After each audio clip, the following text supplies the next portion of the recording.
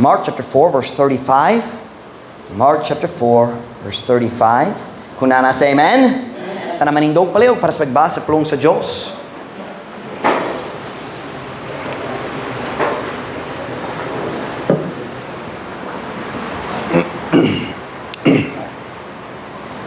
Mark chapter 4, verse 35. And the same day, when the even was come, he saith unto them, Let us pass over unto the other side. And when they had sent away the multitude, they took him even as he was in the ship. And there were also with him other little ships. And there arose a great storm of wind, and the waves beat into the ship so that it was now full. And he was in the hinder part of the ship, asleep on a pillow. And they awake him, and say unto him, Master, carest thou not that we perish? And he arose and rebuked the wind, and said unto the sea, Peace, be still. And the wind ceased, and there was a great calm. And he said unto them, Why are ye so fearful? How is it that ye have no faith? Bisaya. Ug sa maong adlaw sa diha nga gabi miabot, siya nagiingon ngadto kanila, mutabok kita ngadto sa pikas nga daplen. Ug sa diha nga sila nakapalakaw na sa panon, sila midalak kaniya maingon nga siya diha sa sakayan. Ug dihay uban usab kaniya nga lain pang gagmay nga mga sakayan. Ug dihay miabot nga uskadako nga uno sa hangin ug ang mga balod mihampak ngadto sa sakayan, mao nga kini karon na puno. Ug siya dito sa ulahi nga bahin sa sakayan natulog sa uska unlan. Ug sila mipukaw kaniya ug nagingon ngadto kaniya, magtutudlo wala pa ka nabalaka nga kita mga matay. Ug siya mibangon ug mibadlong sa hangin ug miingon ngadto sa daga, kalinaw, hunong. Ug ang hangin mihunong ug dihay dako nga kalinaw. Ug siya miingon kanila, ngano nga kamo mahadlokon kaayo? Ngano nga kamo walay pagtuo? Sa diyang nag-andam ko nini nga mensahe gahapon, wala ko idea na maghimo ko niya nga announcement karon, but it certainly fits. So my message this morning is, you're never alone in the storm. Dili gayud ka maginusara diha sa bagyo. Dili gayud ka maginusara diha sa bagyo. Magampo na ta, dayon kamo makalingkod para sa mensahe karon. My Father, would you please bless the message this morning? God, would you help us to set everything aside for a few minutes and forget the uncomfortable conversation that was needed this morning? Would you help me, God, as I deliver the message you so clearly gave me yesterday? Please, Holy Spirit, fill me with your power. Help my Visayan as well as my English to be very, very clear. Strengthen me physically and mentally. Pray, Lord, you'd help me to say exactly what's needed. Please guide my thoughts. Please, dear God, help me, Father, to proclaim the truth that you've given me. Lord, please, work in our hearts. Help us today. Pray in Jesus' name. Amen. Pwede ka mo maglingkod. Una sa tanan, nako'y pumatana alang kaninyo. Sa sugilanon nga atong gibasa karong buntag, ngano man ngang mga disipulo anaa niya nga barko. Kana nga barko nga nagdala kanila nga ato sa uska makalilisan nga bagyo. Kana nga barko nga gituya-tuya man diha sa katunga sa linaw. Kana nga barko nga murag mabungkag na diha sa mga balod. Ngano man sila anaa ni anak nga barko. Simple kayo. Tungod kay kana ang kabubuton sa Dios alang kanila. I want to say to you this morning, usahay sa among Kristohanong kinabuhi ang barko sa kabubuton sa Dios. Mudala kanato ngato sa uska bagyo. Kini nga bagyo. Brother Michael, can you check on that for me, please? Kini nga bagyo dito sa daga sa Galilee. Kini nga bagyo wala midanga kanila tungod sa lahat. Kini nga bagyo midanga kanila tungod kay sila nagsunod sa sugo sa Ginoo. Si Jesus man ang misulti, motabok kita sa pikas nga daplin. Kini mang barko, kini nga kahimtang, maong gabubuton sa Diyos. Ganan siya nga sila motabok sa pikas nga daplin. Apan ang ilang paglarga, diha sa kabubuton sa Diyos, naglahos diretso sa uskadakong bagyo. Karong bunta, ganan kung mupainomdam kaninyo, nga usahay ang barko sa kabubuton sa Diyos, modala kanimo lahos sa bagyo. Ang Diyos wala gayon nagsaad kanato nga walay balod diha sa atong paglarga sa iyang kabubuton. Ang Diyos wala gayon nagsaad nga ang dagat makanunayon malinawon samtang kita mosakay sa barko sa iyang kabubuton. Ang Diyos wala gayon nagsaad nga kalma lang ang dagat. Nagsaad siya nga kanunay mukuyog kanato. The Bible says in Matthew 28, verse 19 and 20, we call it the Great Commission. Go ye therefore, and teach all nations, baptizing them in the name of the Father, and of the Son, and of the Holy Ghost, teaching them to observe all things whatsoever I have commanded you. And lo, I am with you always, even unto the end of the world. Amen.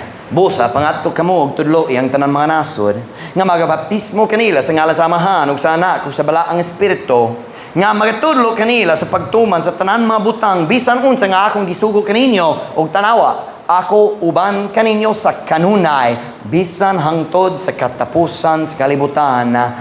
Amen. Samtang kita maningkamot sa pagtuman sa Great Commission ni Jesus Kristo, di siya mo saad nga sayo ng tanan, apan nagsaad siya nga muuban kanato diha sa tanan. Kanan rakong mupahayag karong buntag, usahay, ang barko sa kabubuton sa Diyos modala kanimo ngadto sa uskabagyo. Apan, diha sa bagyo, dili gayud ka maginusara. That's the message this morning. You're never alone in the storm. Dili gayud ka maginusara diha sa bagyo. This morning, ganan ko mo hatag kaninyo sa tulog ka pamahayag, 3 simple statements, kabayan ni nga truth. This truth that you are never alone in the storm. Number 1, dalita magsula sa board karon, paminaw lang palihog, lisurang magnos nini kay taas ang mga punto. Statement number 1, kung ang barko sa kabubuton sa Diyos mudala kanimo ngadto sa bagyo, si Jesus ang nagihapon sulod sa barko. Listen to me very carefully.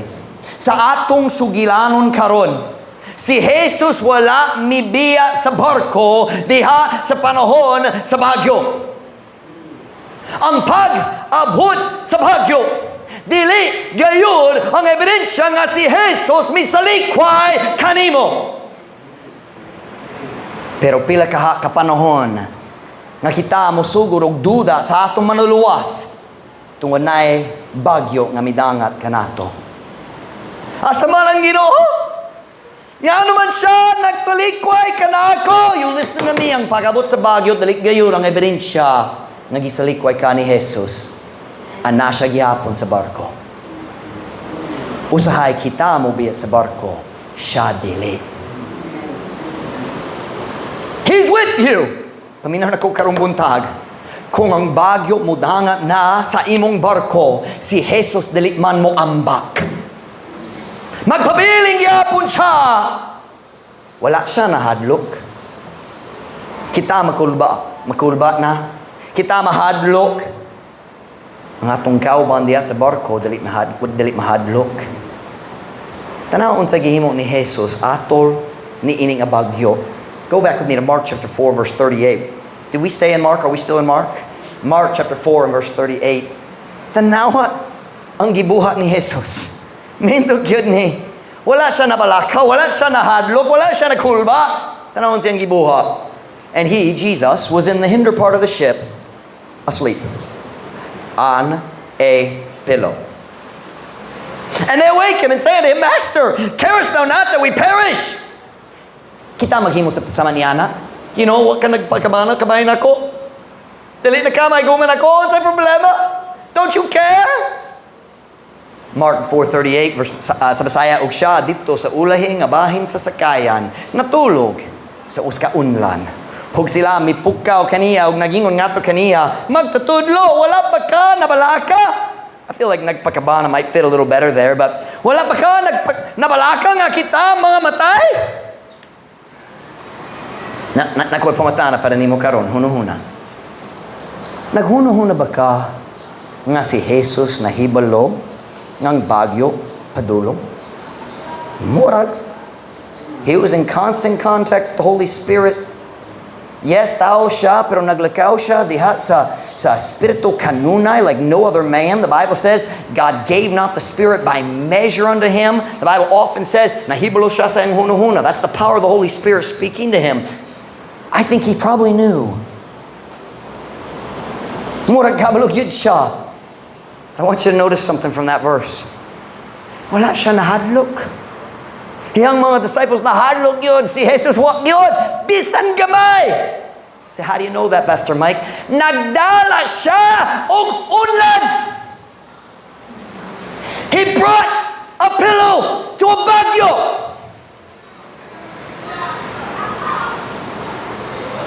Nagbiyahe ko pipila ka panahon dali daghang gyud kay layo gyud dito sa US, pero enough times I've made that long trip nga to sa US. And nag-experience me sa turbulence usahay. How many have ever experienced airplane turbulence? Brother, oh yes, lingag yun, di ba? You're riding along and all of a sudden, ang tibok airplane, mag-ana!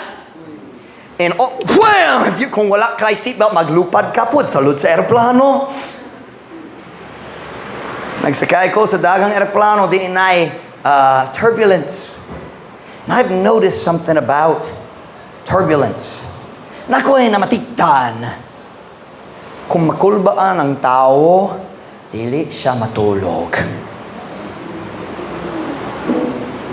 Dili siya, uy, na-turbulence sa sakong unlan.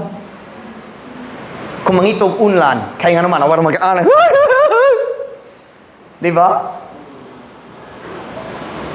Dugay na, nalimot ko kanusa years ago, basing 2015, basing 2017, I was traveling by myself, so it was probably 2017.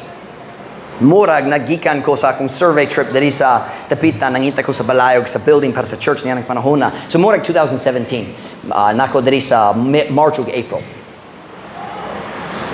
Nakaplagan nako ang akong kaugalingon nga naglingkod tapat sa duwa ka tawo gikan sa I think England, basing Australia, nalimot ko, pero you know, lahi ang ilang paagi mga stories. They don't talk like us Americans, you know, they talk kind of funny. And they have that accent, you know what I'm talking about? Lahi ang ilang linitokan. I think they were from Scotland. I think taga Scotland sila. I think that's what it was. They had the red hair and everything. Everything for Scotland. Murag red, Scotland good. Now that I think about it. And I red hair, if I recall correctly. Ako, mihata kanilang duha sa English track. I had English tracks with me. And I gave them both in English, a nice color track, beautiful track. Gave them both the track. Ang tao tapad yun nako. Naglingkod, nagbasa sa tibok track. Tayo sira niya na, naghipos. Time passed. Ug sa kalit lang ay grabe kayo nga turbulence. Ang aeroplano mag-ana-ana. Silang dua ka tao tapad ako magkulwa na sila nag-ana. Mag-ana-ana. After a while, mapasing 30 minutes, an hour, I don't know what ko na inumdum, pero nakolma na.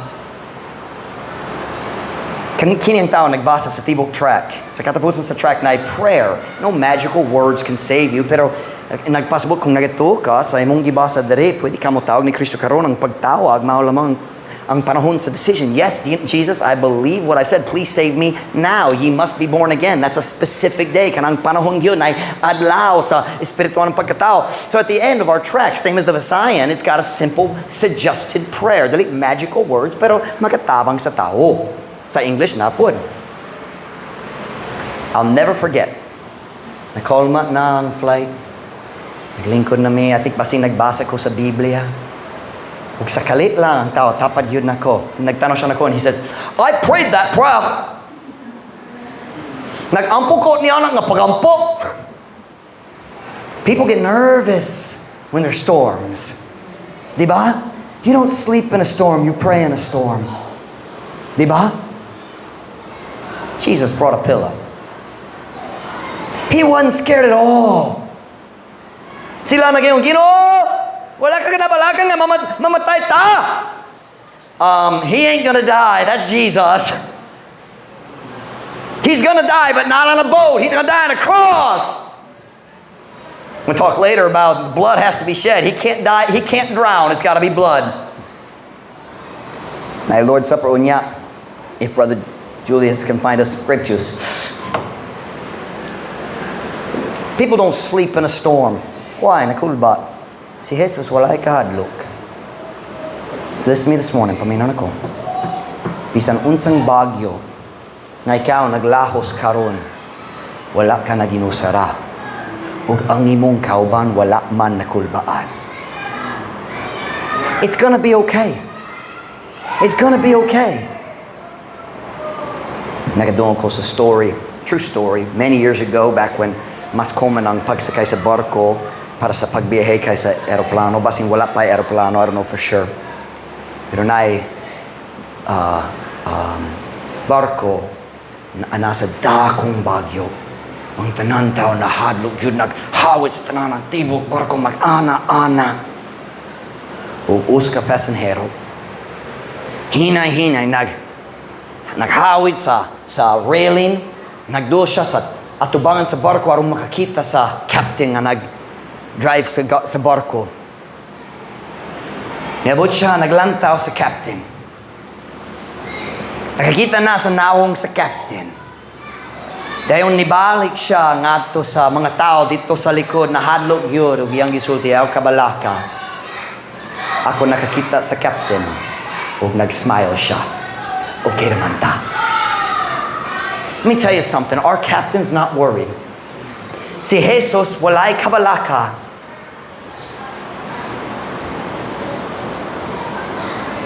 Karong buntag, kung ana ka sa bagyo, o hapit na ka mo sulod, atos mulahos sa bagyo, nakoy maayo kaayo nga tambag alang kanimo diya sa panahon sa bagyo.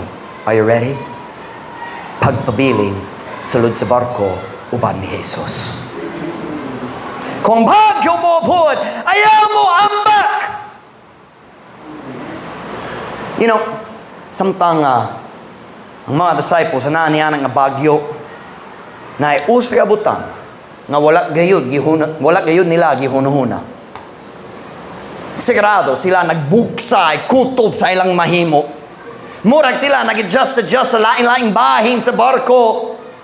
Basin ang mga galamiton sa barko gihigot nila aron dili mawala ngadto sa dagat. Pero naius ka butang nga wala gayud nila gisulti. Hey! Basin mas mayo kung kitang tanan mag-ambak na ngadto sa dagat. Wala itaw magsulti niya na. Pero kadaghang sa Kristohanon maghimo niya na. Matag panahon ng bagyo moabot sa ilang kinabuhi, maghuno-huno sila basin mas mayo mag-ambak lang ko gikan sa barko sa kabubuton sa Diyos. You ever had that thought? Hey Christian, ako'y balita para nimo. Naay bagyo gawas sa barko sama sa sulod. Mag-ambak ko gikan sa kabubuton sa Diyos. Nagyapong bagyo dito sa gawas. Ang pag-ambak dili mo tabang. Ang bagyo magpadayong gihapon. Biyaan lang nimo ang safety sa barko pagpanalipod sa imong manluluwas. Ay klaro ang pag-ambak. Paminaw na. Kung ang bagyo moabot, pagpabilin diya sa barko sa kabubuton sa Diyos, kaya ang barko ang molahos sa bagyo. I'm saying this morning, yes, sometimes the ship of God's will lead you into a storm. Pero dali gayud ka maginusara diha sa bagyo. Kadaghang sa batanon nga akong nakitaan dari sa dapitan. Nga miambak gikan sa barko tungod sa bagyo dito sa eskwelahan or dito sa balay or gamay nga misunderstanding dito sa church. Kung barko magpadayon lang gihapon. Pero samtang kita sa church maglarga ra gihapon, nakita na ko ang batanon nga naunlod diha sa dagat sa salaog kadautan. Sayang. You were in the boat with Jesus. Ano man mo ambak ka? I said, number one, kung ang barko sa kabubuton sa Diyos mo dalat kanimo ngadto sa bagyo, si Jesus ang nagihapon sulod sa barko. Number two, kung ang barko sa kabubuton sa Diyos mo dalat kanimo ngadto sa bagyo, ready? Napay laing tao nga nahadlok pod. Dili ikaw ra. Napailain. Are we still in Mark? I don't remember what we've looked at. Go to Mark chapter 4, verse 36. I want to show you something you probably never noticed before.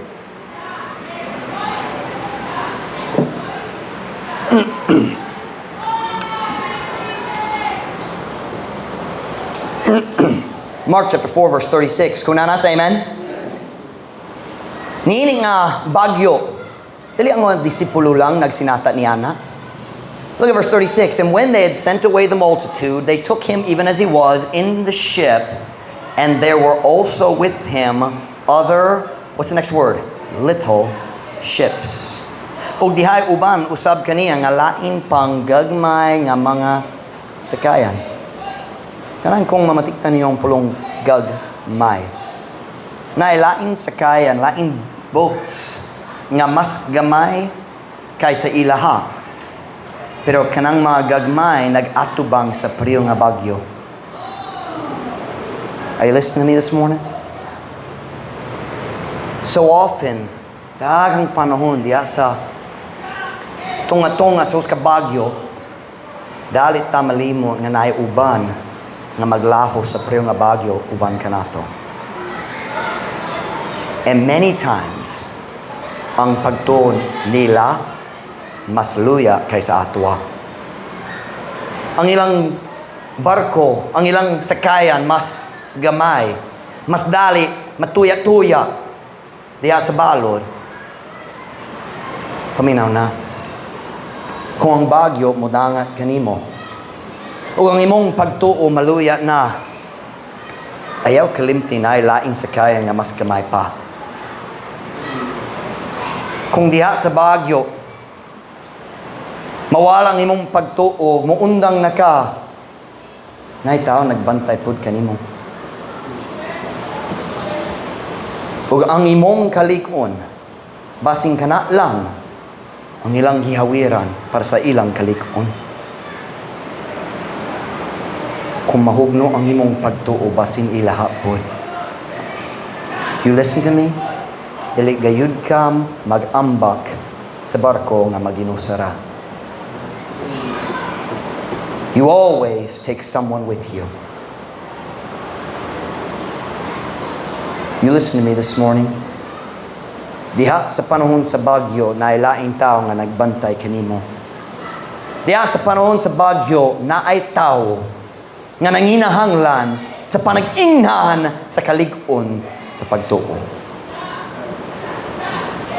Naay mga tao nga mas maluyahon pa kay kanimo, ug sila kinahanglan nga ikaw magpabiling nga lig-on diha sa imong pagtuo.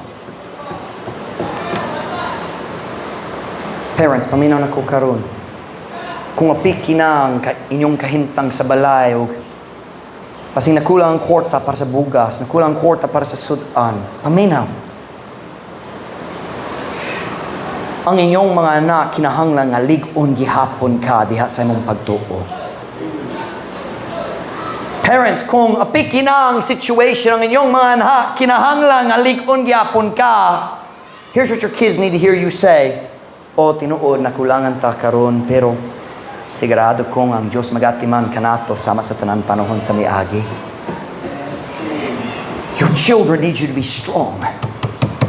Your children need you to be strong.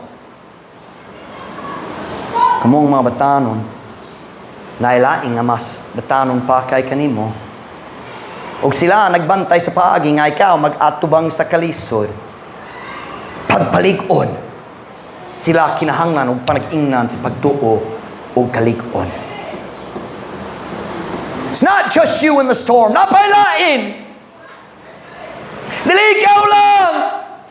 Somebody needs you to be strong.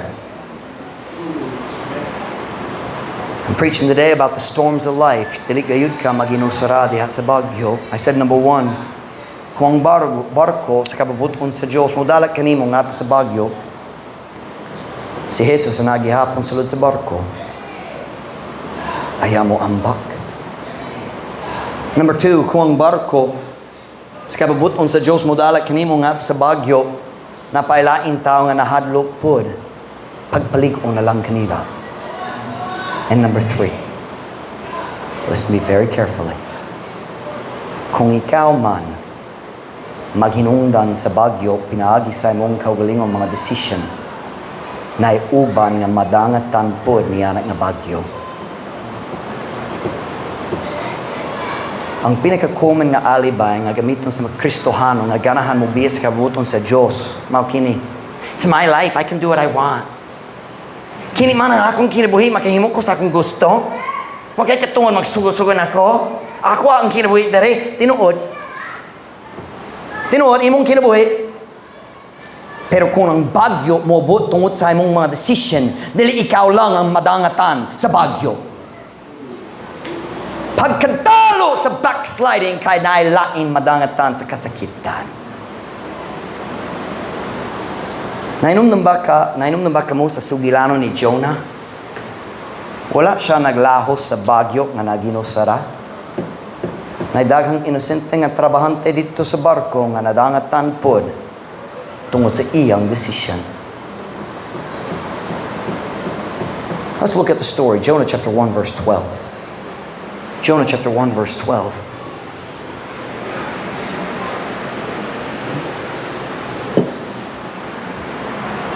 Jonah chapter 1 verse 12.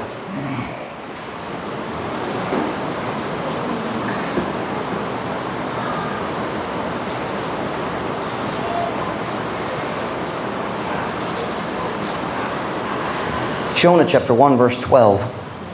Kunana say amen? And he said unto them, take me up and cast me forth into the sea. So shall the sea be calm unto you. For I know that for my sake this great tempest is upon you. Ug siya, si Jonah, may ingon nga to kanila, sakwata ako o gitambog ako nga to sa dagat. Sa ingon, ang dagat mukolma nga na kaninyo, kay ako nasayod, nga tungod ugalang kanako, kining dakong unos, midanga nga na kaninyo. I want you to notice the two words in English. I know. Si Jonah, diya sa bagyo, nagtanaw sa tanantaw, nag-anto subang kaniyo, iyang gisulti, I know. Sayod ko, ang inyong pag-antos o kahadlok karon, mang resulta sa akong decision. Ako ang naghinungdan ni ini nga bagyo. Siyempre, ang Diyos ang nag-send, but it was because of Jonah's decision.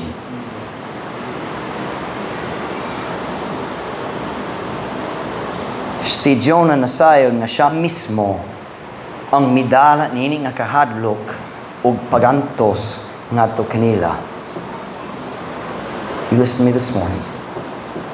Kung ikaw maghimo sa maot nga mga decision, kanunay mo sakit sa uban o kinsa man ang masakitan labaw sa tanan, sila nga pinakasuod kanimo. Ang kaaway dili masakitan kung mag-backslide ka. Ang imong gihigugma, imong pamilya, imong asawa, imong anak, imong kinikanan, imong bana, ang mga tao nga naigugma nimo. Labaw sa tanan ang imong mga bad decision mo sakit sa mga taong giigugma nimo. And one day you're gonna look at people you love and say, I know. Ako naman ang rason. Pero dili ko maka-change sa miagi. Ulahin na ron. But you listen to me. It's not too late now. Napay time karon.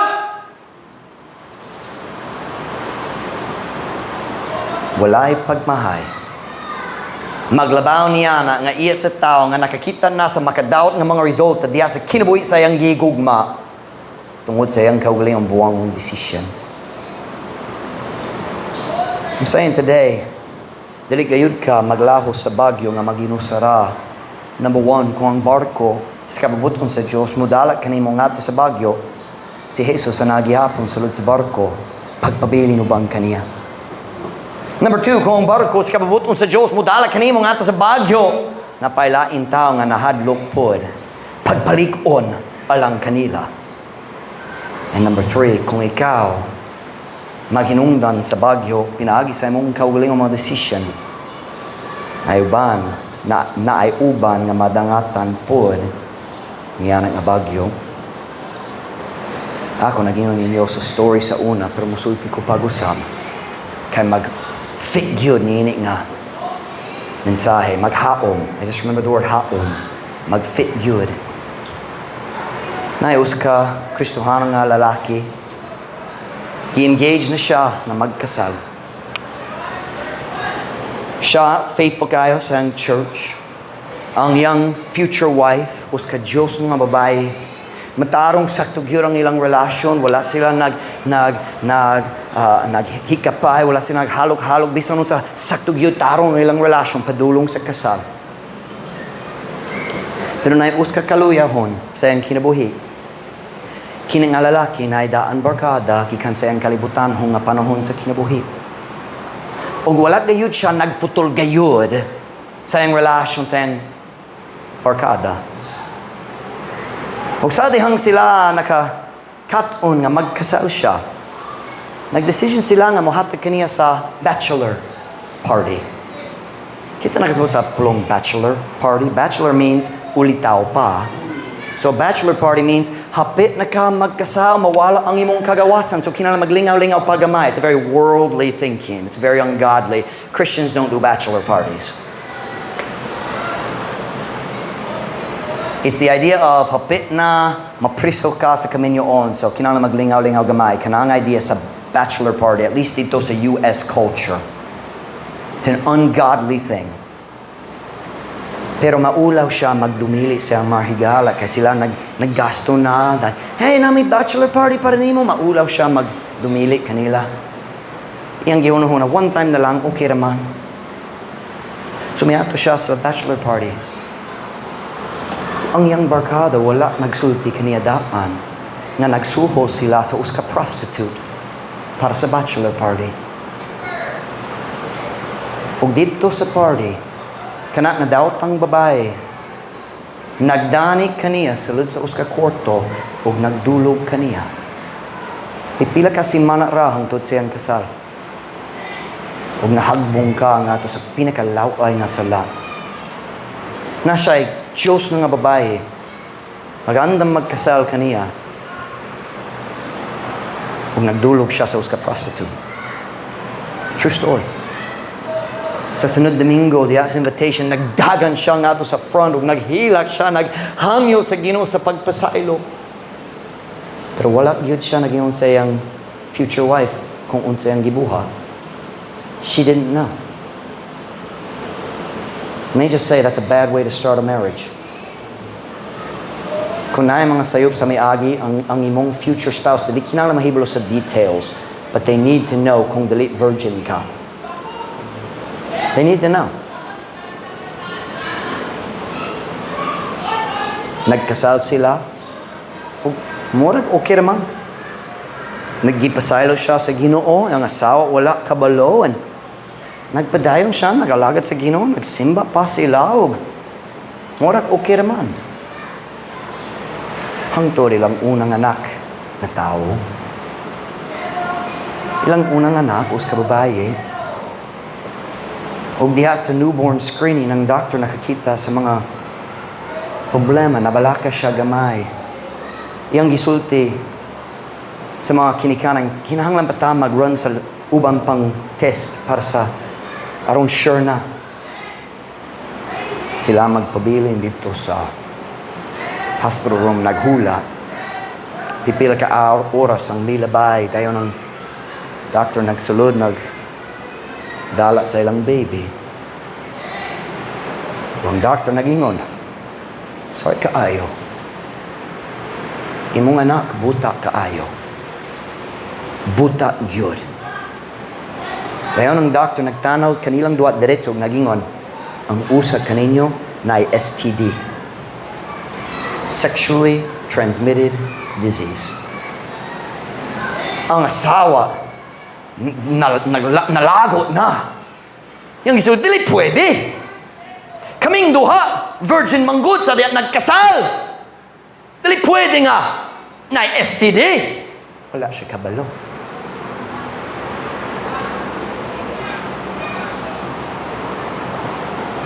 Humang sa paggawa sa doctor, kana nga bana, kinahanglan magsulti sa iyang asawa sa kamatuoran.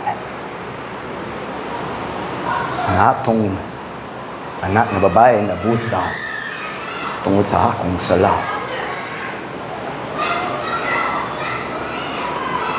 Somehow, kana nga asawa nakakaplag sa pagpasaylo diha sa iyang kasing-kasing. Nagpasaylo siya sa iyang banaw, ang kinabuhi nagpadayon. Panuskad law ang iyang asawa nasa basin shopping siya. Kini nga lalaki nagbantay sa ilang baby dito sa balay. O dali na siya baby, basin 4 or 5 years old na siya, makasturya na siya. O kini nga sweet little girl I forgot the word, Gillette. Nagsabak sa iyang papa. Naghikap kaniya. Ang gisulti papa. Nga naman, dali ko makakita. Sama sa ubang bata.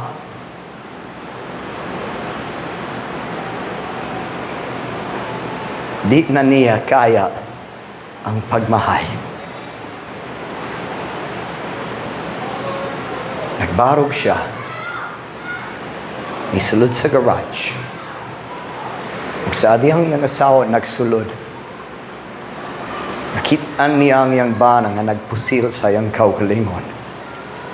Kaya di niya kaya ang pagmahay sa iyang mga decision. It's not just your life. It's your kids. It's your family. It's your brothers and your sisters and your mama and your daddy. Dili mo kinabuhi lang! Kung naibahagyo mo dangat tungod sa imong decision ang tanang tao giguman nimo madangat tanpod. O pagkalalom sa imong pagmahay.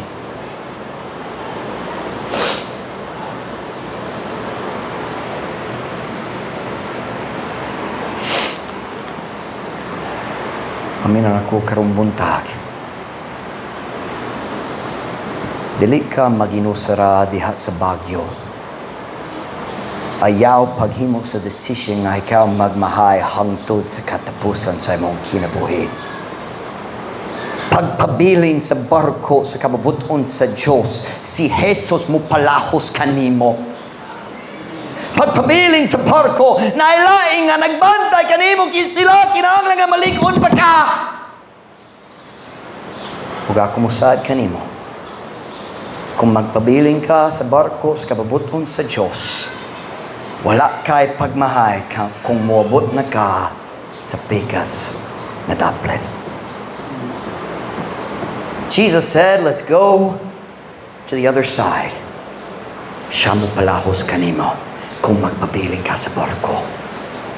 Whenever head bowed, every eye closed, tukong nga mga ulo.